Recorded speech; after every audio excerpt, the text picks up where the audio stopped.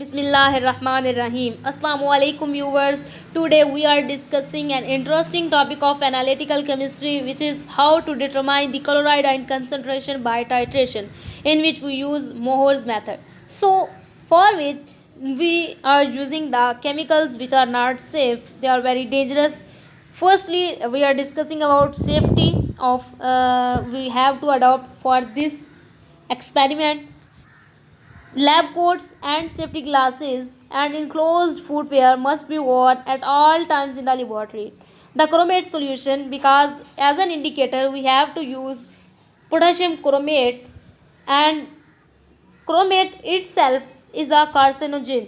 So the chromate solution needs to be prepared and used with care, as chromate is a known carcinogen. And after that, silver nitrate, against which we have to titrate our solution, causes staining of skin and fabric, means chemical burns. Any spill must be rinsed with water immediately. So let's have an intro of our experiment. The method which is we are using to determine the chloride ion concentration of a solution by titration with silver nitrate.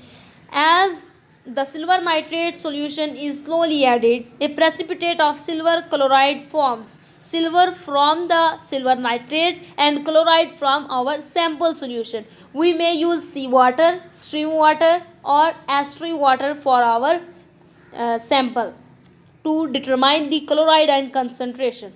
So when here you can see aqueous, and when this silver ion react with chloride ion of our sample solution, they will precipitate out as silver chloride. Here you can see S, it indicates solid.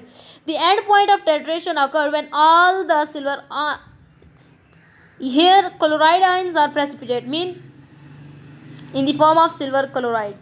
So the end point of titration occurs when all the chloride ions are precipitated in the form of silver chloride. The additional silver ions react with the chromate ions of indicator, and chromate in the form of potassium chromate we are using indicator. Here from here potassium react with the additional silver ions. They will form red brown precipitate of silver chromate. Okay, this method can be used to determine the chloride ion concentration of water samples from many sources. You may use seawater, stream water, river water, estuary water. But stream water, here we can use an example. And the pH of the solution should be must between 6.5 and 10. Refer to the additional notes 3 for the explanation. If the solution are acidic, mean we are using the acidic solution, then you are not able to use the Mohr's method of titration to determine the chloride ion concentration. For the acidic solution, you may use a gravimetric or method or Wohlhard's method must be used. Means these methods we may also discuss. Equipment needed for our experiment: burette and strand, 10 and 20 ml pipettes, 100 ml volumetric flask, 250 ml conical flask, 10 ml and 100 ml measuring cylinders. These are maybe common equipments which are used for titration: burette and strand, pipettes, volumetric flask, conical flask and measuring cylinders. Okay. After that, we will discuss about needed solutions, means silver nitrate solution against which we are about to titrate our sample solution. So we have to prepare firstly silver nitrate. It is of 0.1 mole per liter, mean its molarity. Its molarity is 0.1 mole per liter. If possible, dry 5 gram of silver nitrate for 2 hours of at means the dry silver nitrate for 2 hours, and what's the heat 100 degrees centigrade and allows to cool. Accurately weigh about 4.25 gram of solid silver nitrate and dissolve in it 250 ml of distilled water in a conical flask. Store the solution in a brown bottle. Okay, this silver nitrate solution, as I say in the beginning, that silver nitrate solution is cause of staining of skin or fabric. So here they are saying store the solution in a brown bottle, because the brown bottle is, the brown color is basically filter for light. Otherwise it will react with the light and there is decomposition or destruction of our chemical. Okay, after that we are about to prepare the potassium chromate indicator solution. Okay, potassium chromate indicator solution, because we are using potassium chromate, and chromate solution should be handled very accurately. Approximately its molarity will be 0.25 mole per liter. Dissolve 1 gram of potassium chromate in 20 ml distilled water. Okay, see here it is, let me zoom it.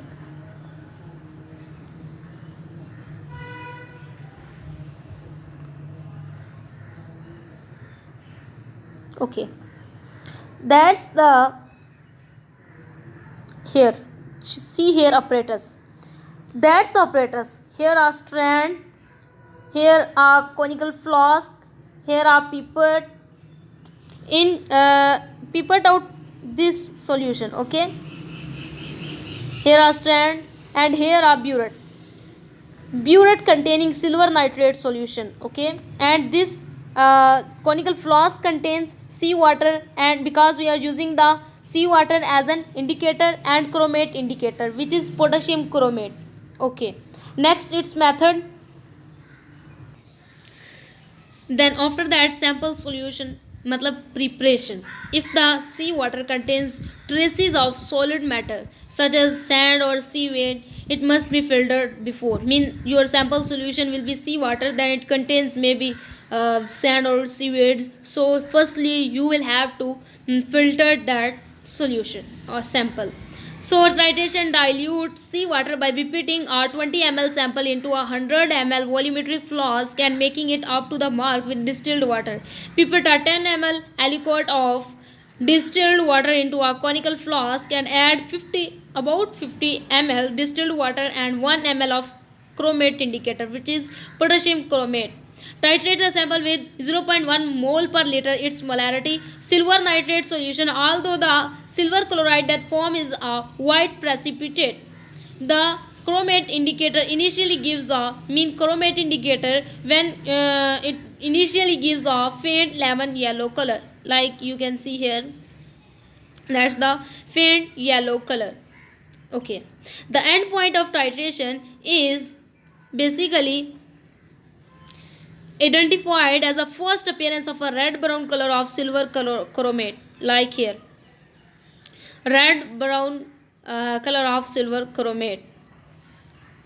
Okay, calculate this, because as any observation or experiment you are performing in the laboratory, you have to be repeated. So repeat the titration with further aliquots of dilute seawater until concordant results, accurate results. Titrating agreeing with 0.1 ml molarity are obtained.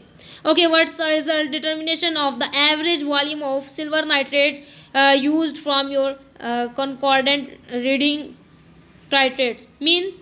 Silver nitrate, how much silver nitrate used, because from the silver nitrate here, from here silver used to form the silver chloride precipitates. So you have to determine the average volume of silver nitrate used. Okay, calculate the moles of silver nitrate reacting. Okay, use the following reaction equation to determine the moles of chloride ion reacting, because how much chloride ion reacts, in this way you can determine the concentration of chloride ions. Calculate the concentration of chloride ions in distilled water, distilled seawater. Okay, calculate the concentration of chloride ions in the original undiluted seawater. Okay, because from in the preparation procedure I say distilled water use, but in other original undiluted seawater may be आप concentration of chloride ions को calculate कर सकते हैं. Calculate the concentration of sodium chloride in the sea water because there is presence of salt in the form of sodium chloride in mole per liter, gram per liter and after that gram per 100 ml percentage. Additional क्या बता रहे हैं जी ये, it states that residues containing silver ions are usually saved for later for recovery of silver metal. And the additional note is that you have to check the more titration. For more titration it's only pH between 6.5 to 9 because if it is more acidic then you have to use other methods to calculate the chloride ion concentration. Okay. At the higher pH, silver ions may be removed by precipitation with the hydroxide ion, and at the low pH, chromate ions may be removed by an acid-base reaction to form hydrogen chromate ions or dichromate ions, affecting the accuracy of the endpoint. And for it, you have to perform the rough titration. For it, or by doing it, you become familiar with the color change at the endpoint. And more titration is sensitive to the presence of both chloride and bromide ions because in seawater both may be present or bromide in the negligible amount. However, in the most cases such as seawater, the bromide concentration will be negligible. For this reason, the method can be used to determine either the total concentration of chloride and bromide in the solution or the concentration of bromide when the chloride concentration is negligible. That's all for today. Thanks for attention.